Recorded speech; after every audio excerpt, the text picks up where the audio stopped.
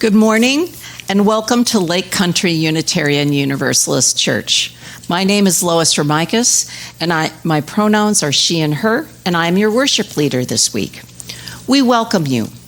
We know you come here for different reasons: to find community, to seek your spiritual and personal truths, to question, to nurture your heart and soul, to be nurtured, to explore new ideas, to find comfort, and perhaps to find the answers to some of your bigger questions. We welcome you. We know you come from different places, different religions, different beliefs, and different backgrounds. We hope you will find comfort, connection, challenge, and love here. We hope you will find ways to provide outreach to others in our congregation, in our local community, and in our world community. I've never wished the kids were here with me more than right now, because they were very helpful. Happy New Year, everyone. We're beginning a new year again. This is my third time. This is my third year with you. I can't even believe that. Where does the time go? I had this idea when I was planning out this month of trying some new things, trying to do a sermon without a script, which for my ADHD brain is really scary because I could take you all over the place and you'd walk out of here going, what just happened? I don't know where we are. So I had sort of this idea of like, I'll have some framework. We'll do a little bit of looking back. We'll do a little bit of looking ahead. And that all makes sense. And I can sort of do a little bit of that, some reflection and some going forward. And then, of course, I get this news yesterday that it seems entered into a completely new phase, but it's not really a new phase, but a new phase maybe in some of the stories that we believe about ourselves and about our country.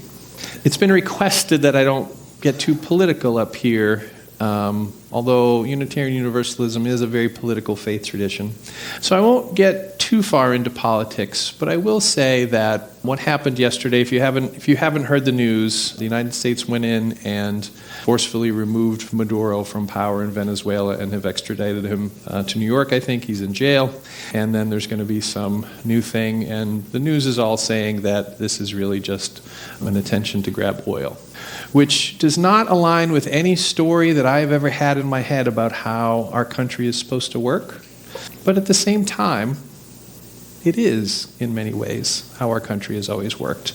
Maybe we just did it a little bit more quietly. Maybe we told a different story. My wife and I have our honeymoon planned in Curacao, which is right off the coast of Venezuela, and they've canceled flights to Curacao because of these military incursions. And it occurs to me that the last time we were there, that island is a colony of a European power, as is most of South America, as is most of the islands down there, as is the United States, right? So to think that this is some new chapter and these things have never happened, sort of a gentle rewriting of what history actually is. But we really, I think, we have tried as a country to be better than that, to learn from our mistakes. A lot of what's happening right now, if you read things, is that there seems to be, and I think we have to prepare ourselves as we enter into this new year and this next decade, of a power realignment between the great powers of the world. And I think that this is very much what this is. This is an attempt of the powers that be in the United States to grab some oil so that we can become more self-sustaining, so that we don't depend on other things. That's a whole new way of thinking about who we are in the world. And I've been in Europe right after we invaded Iraq, and I remember I was at the Olympics in Greece, and I remember all the other countries waving their flags proudly, and a lot of the Americans sort of trying to keep quiet because they were kind of embarrassed, because they kind of knew that maybe wasn't the best thing to do. It was palpable being an American out in the world in a different way than I had never experienced it before. And I think that is just going to keep continuing to happen, which is not great. I had a guest yesterday in my house, Martha Collins. I don't know how these people come into my life, but I feel very blessed. She was previously I'm going to mess up the title, but she was basically the director of the Women's Coalition of the Democratic National Committee. And she's been a director at the Hunger Task Force, several other major national and international groups, and she's currently serving as the communications director for one of our state senators. And we had a wonderful chat. We had brunch. We had a long conversation about a lot of different things, but she's been a community organizer her whole life. And the thing that jumped out at me from that conversation was she said, we're having such a hard time getting people to come together and do the work that is needed to build coalitions to change the things that are happening because everyone just feels so overwhelmed. She said, my sense is that everyone is looking for a new Messiah. And I get that. I totally get that. I'm a fairly new minister. I started this journey about 10 years ago when I went to seminary. I've been doing this now for 5 years, but I still feel like I'm very new at it. And I'm still, every weekend I come up here, every Sunday I come up here, I'm in awe. I cannot believe that y'all give me the platform to just say what's on my mind and share. And you keep coming back week after week, and you bring your kids, and you just keep coming. And I still can't get my head around that. But the thing I like about being in a Unitarian Universalist church is that I never let it get to my head because I know that you will never let me have too much power. And I don't want the power. I really don't want the power. I view this as a gift that you offer me. I try to do my best to be of service to you. But if I go a little bit too far, if my head starts to get too big, somebody always reminds me, hey, don't do that. So I know that you are not looking for a Messiah. I know that you are not looking for me to tell you where to go. You're all very intelligent, worldly, educated, well-read, smart people that are on your own paths, trying to figure out what the next steps are. But goodness gracious, sometimes don't you wish just someone would just take you under the wing and just say, it's going to be okay, come this way, everything's going to be okay. I wish I could do that. But what I do is I continue to place my faith in the collective. Our UU values are all grounded in a lot of ideas that we think about as what the ideals of our founders. Like this idea that we are all in this together. The idea that no one person should have all the power. The idea that the collective is wiser than any individual. I put my faith in that. And I feel like a lot of the things that are happening in the world that we see both now and all the way through history, it's all the same. You see the same patterns repeat over and over through history. I think it all has to do with power. And I feel like a lot of times there's this natural inclination. People get a little bit of power. They learn how to leverage power. They take power. They use power. And then they take too much. And then a group of people says, hey, you're taking too much. They gather together. They take some of the power back. And it's this back and forth and back and forth. And so I feel like we're in a place right now where power is really starting to coalesce once again and saying, we are in charge, we have the power, we're going to say how it is. And that is not what has made our country and our nation and this faith tradition so strong for all these years and has lifted up so many different people.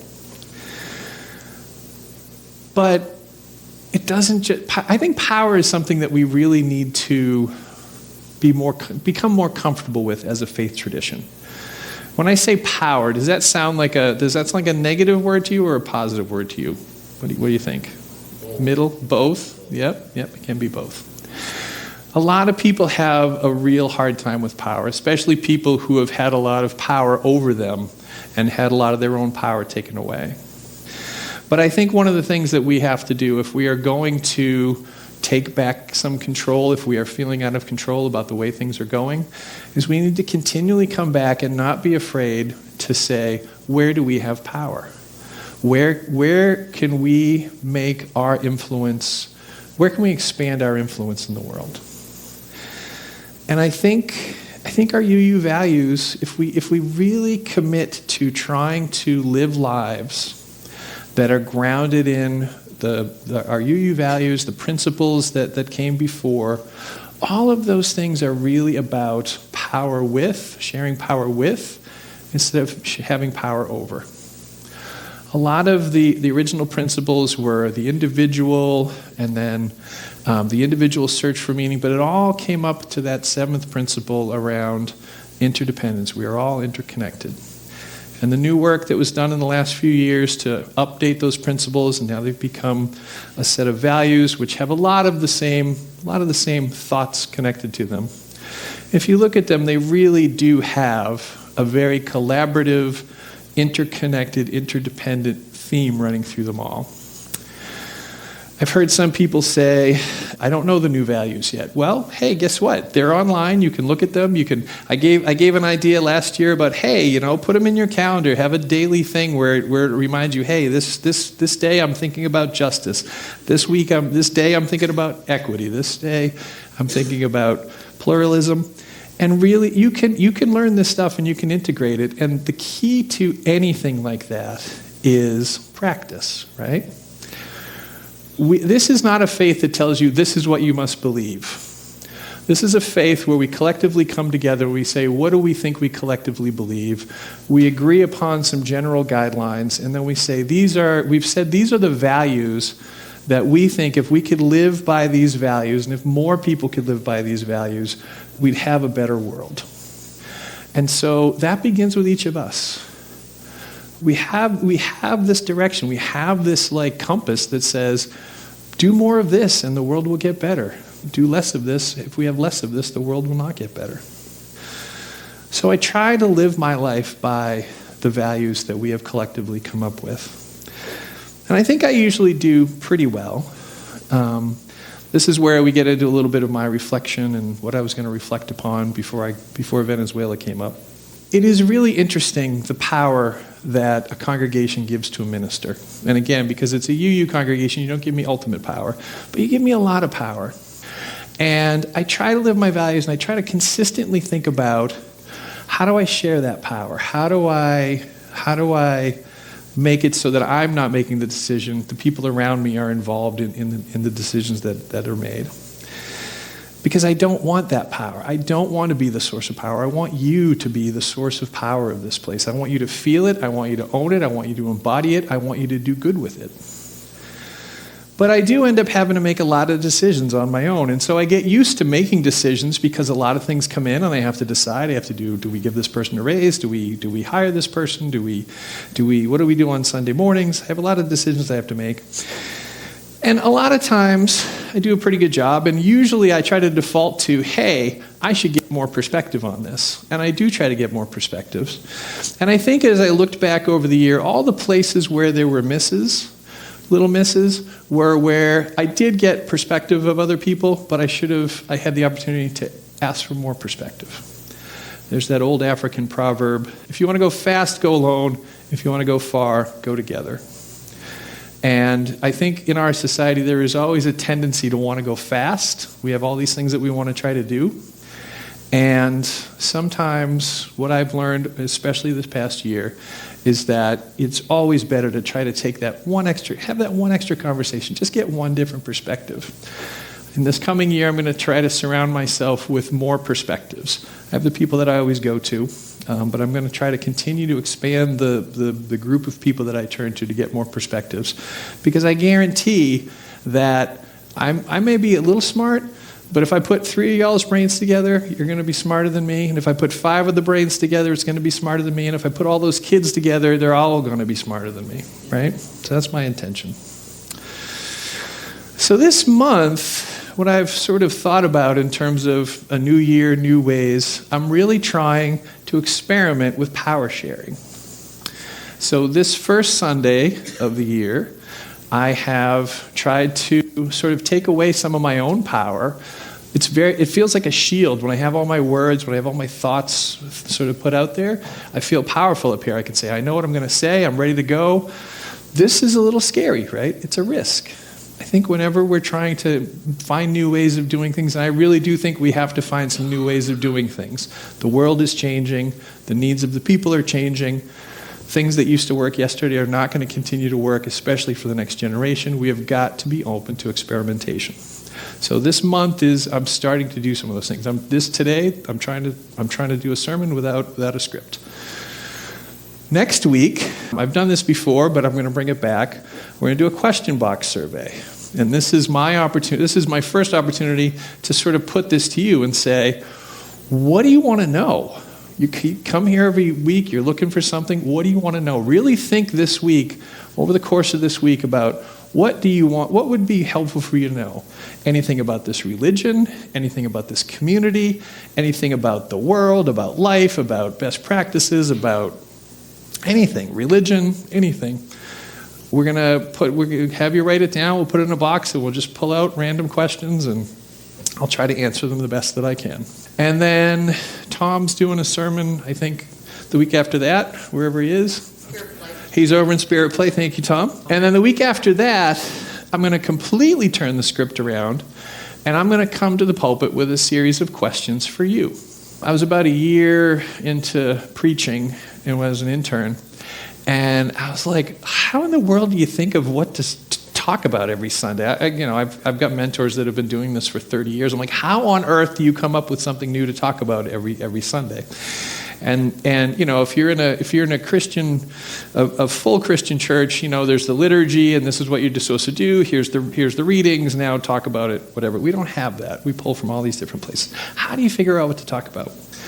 And most of the wise mentors that I met with said, if you're not sure, if you start to run out of things to talk about, go talk to the people and see what's on their mind, and that's what you should be talking about. So I do want to have a lot more interaction with people this year. We've got a new admin, which is taking some burden off of my plate. It's been an interesting last quarter.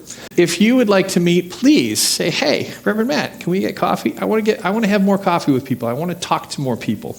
But a way to do that quickly is to just put out questions to the group and see what comes up. So this month is going to be very experimental. And it is all going to be experiments in taking risks, new changes, new ideas, and listening more. So that's what's on my mind. What I do up here is never about me. It should always be about you. So now we start to turn it back to you. Have you set an intention for this year? This is the time of year when people tend to do those things, right? It used to be like, oh, I've got my New Year's resolution. I'm going to get back to the gym. And that lasts for a few weeks, right? I think that's what church really is. Church is, we all want to do the right thing, right? And then life. And it's hard to do the right thing. There's all these distractions. It'd be so much more fun to go sledding with our kid than it would be to go donate at the food pantry or something, right? But we know that we've got to spend some time doing those things to create the world that we want to do. So I think that's one of the reasons we keep coming back to church each week, is to be reminded, oh yeah, that's right. I'm trying to do something more. I'm trying to be more. I'm trying to be the best person I can. I think that's what we come to church with. So what is your intention for the year? How do you want to contribute? What do you want to achieve? What do you want to change? What habit that isn't serving you or isn't serving the larger good? What's a habit that you want to change? How will you deepen your practice of the UU faith this year? I think many of us come from other faith traditions, and we ran away. I ran away from Catholicism. I was like, nope, that's not for me. And I found myself looking to say, well, what do I do, right? And so I find this faith tradition, and I come and I go to church just like everybody else here, and I get involved and I volunteer and I do the things, and I start to realize that there is something in a church community that I was missing in my life, and then I became a minister, right? But I don't think we always think about this faith tradition as a faith. I think there's opportunity. I think the worship team is going to be looking this year at how do we make what we do on Sunday morning more spiritually uplifting? How do we make it so that it's less words and more experiential? Because we want people to not just be in your heads. We have to move some of that stuff into our hearts, because that's where passion happens. That's where that's where the power to change the world comes from. How can I support you?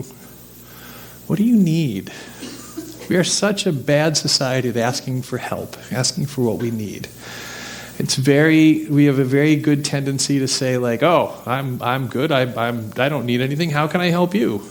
We're so bad at asking for help because we're very individualistic.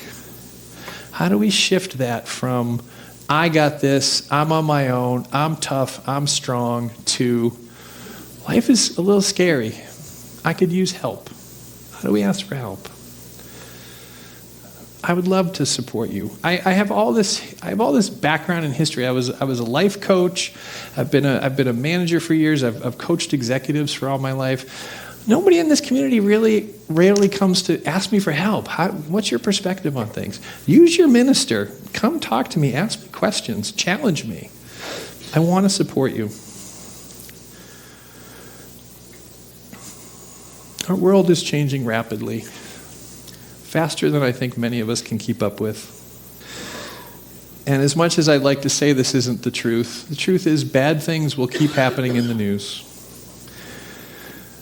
I hope in this coming year, if nothing else, we as individuals and as a collective can commit to trying to balance out some of that bad. And I think that's really all it ever comes down to. There are going to be people that try to take more than they deserve. There are going to be people that do bad things.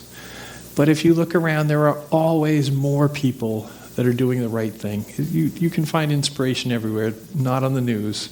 But if you look around, if you come to community, if you like somebody talked about it earlier, how amazing it is when you have a challenge, if you're part of a community, people just come and support you in ways that you can't even imagine.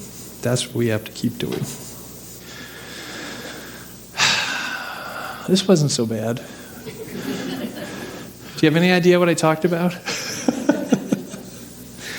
I'll leave you with one thing. Because I had no plan today, I had an empty sheet of paper, right? So it could be anything. So I went to see that Song Sung Blue movie. I don't know if anybody's seen that. So watch the documentary if you have the opportunity. It's about this couple that basically does like a Neil Diamond cover band thing, and they became quite famous in Milwaukee. And they are the most unlikely stars you will ever meet. And there's a couple of beautiful things there. They just had a dream, and they just kept at it and kept at it and kept at it and kept at it. And I think they achieved more joy and spread more love in the world than the most of us do, just because they kept at it and kept at it and kept at it. And also, there was a beautiful story of love. That was a story that's a story that has love at the center, which is another big part of our faith. So the thing I'll leave you with is a quote. There's a part in that movie that Eddie Vedder from Pearl Jam gets on stage, or they're on stage with like this weird couple from like Milwaukee. Like you can't even believe this story. But so I saw Eddie Vedder, and I decided to listen to a little of that music on the way in this morning. And the second line that I heard on the radio when I played an Eddie Vedder song, I thought was a good way to end my time here today. The line was, "I can't feed all the powerless when my cup is already overfilled. This year, take care of yourselves. Do not be afraid to put your needs first. Put the mask over yourself. There's so many things happening. And there are so many things competing for your attention."